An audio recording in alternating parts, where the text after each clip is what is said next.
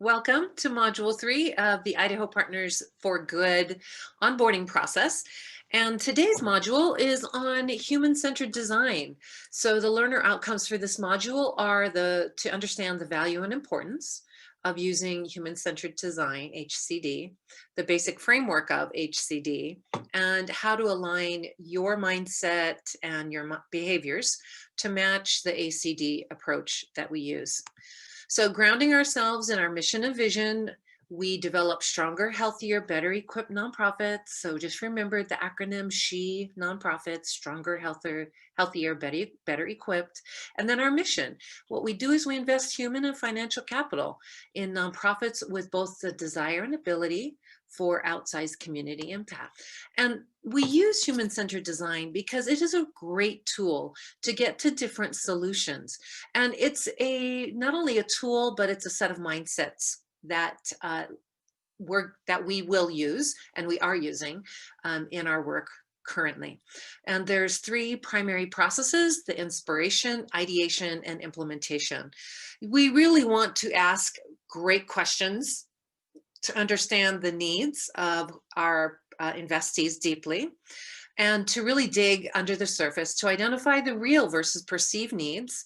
And then we ideate. That means we just generate lots and lots of ideas, just those moonshot types of things that may not seem reasonable at the time, but could lead us to things that really will work. And then implementation is we prototype and we test stuff. And we do that with our investees. There's a link to the video here, and it's a short video, but it's well worth watching. In this module in particular, it's going to be short, but it's going to be self-paced in that there's a lot that you can go back through and go and look for and learn more about. And we highly recommend that you do that, because what we'll be covering is just not even an inch deep, but it is important for you to understand at least the mindsets.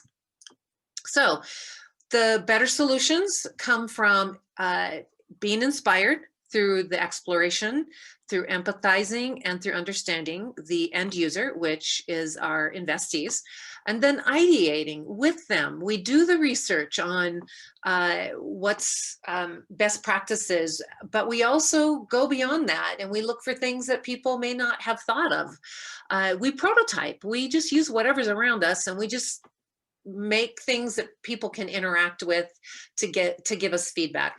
And highly collaborative process, which then leads to the implementation, which is we test and we build and we evaluate, which then leads back to the inspiration. So this is a very fluid type of process that we're constantly moving through these stages to come up with better solutions. So during the inspiration phase, we understand people, we understand products, we understand through observing their lives, from hearing about their hopes and dreams, and we get smart on the challenge that they have that we hopefully can help them solve. So this is where we ask tons of questions. The more unusual, the better.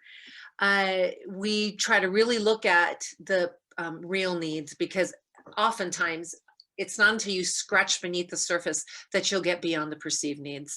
We do it through one-on-one interviews, small group discussions, our on-site interviews to observe them in action. We collect data so that we can develop personas and points of view to help us understand who and what we're designing for. Then in the ideation phase, we try to make sense of everything that we've heard, and we generate tons of ideas. We look for ways that we can test and refine solutions. So we use you'll often hear people who have developed their human-centered design expertise. They'll ask, how might we, is a very, very typical way of broaching any problem. So that is one approach, but the other one is to always use the yes and, which essentially affirms what that person has just said and goes beyond that to potential thinking, to possibility thinking. So we want to keep people in that possibility thinking mode during ideation.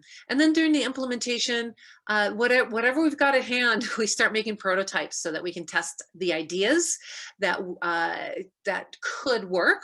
And we try to fail fast in order to get ideas out into the world for people to touch and taste and see and experience, so that we'll be able to improve on that solution.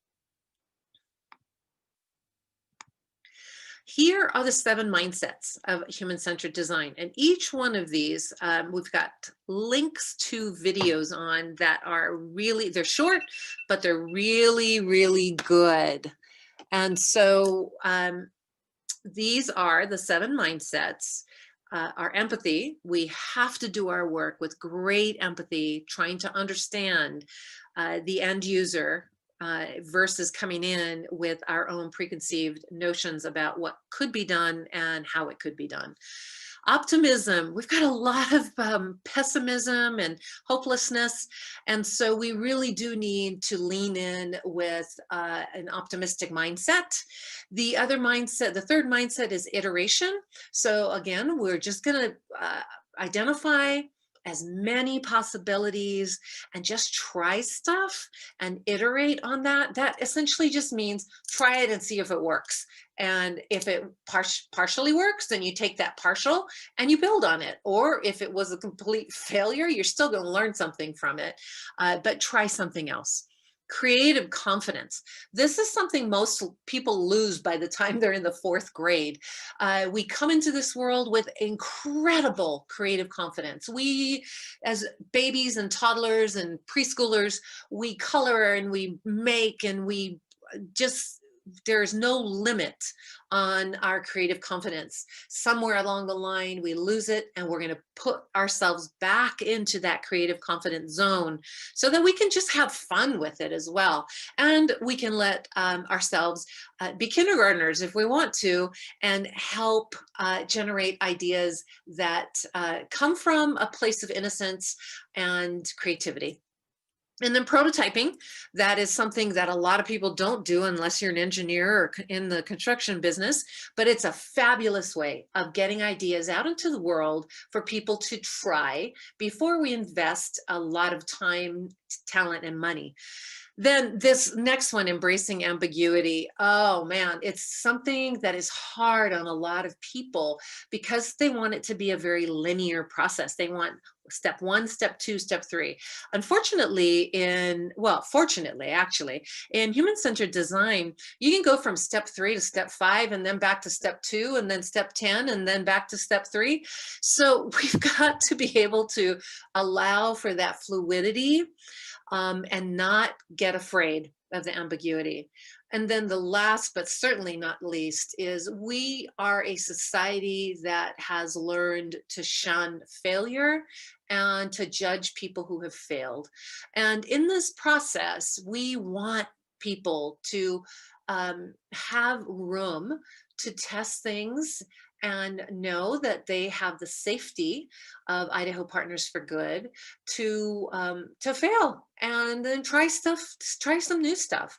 In the nonprofit sector, it is a very risk-averse sector because of the way philanthropy has worked and has essentially tied the hands of a lot of nonprofits. So we want to return the mindset of failure in a safe environment that will really allow for them to try different things and become stronger and more stable and sustainable.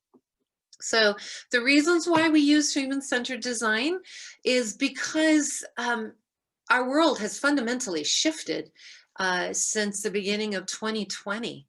And the nonprofit organizations have to shift with it in order to better meet the needs of the people and the clients they serve. So this HCD is a tool, and it's mindsets that we can help build in our investees to help them think differently about their service models, their business models, their program models, their fundraising models, all of the different things that they have historically clung to. We can give them a life raft so that they can cling to something different while they're trying new solutions. So we get ourselves immersed in this world of nonprofits to better understand them. And it really helps us to walk in a more humble position than we often do. And so it allows us to check our biases, our assumptions, and help us to walk more effectively in our communities. So we also get to help them generate different solutions and help them build ownership for different solutions to get them to a much better, more stable position. And then the diverse perspectives are needed even more at this moment in time and beyond.